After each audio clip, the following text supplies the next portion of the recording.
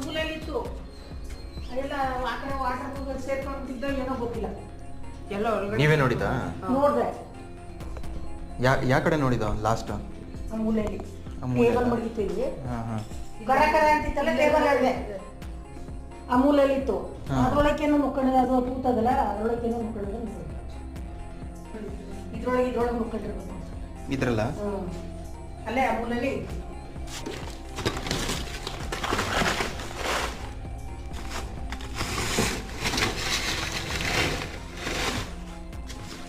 ಹಾಂ ಇದೆ ಇಲ್ಲೇ ಇದೆ.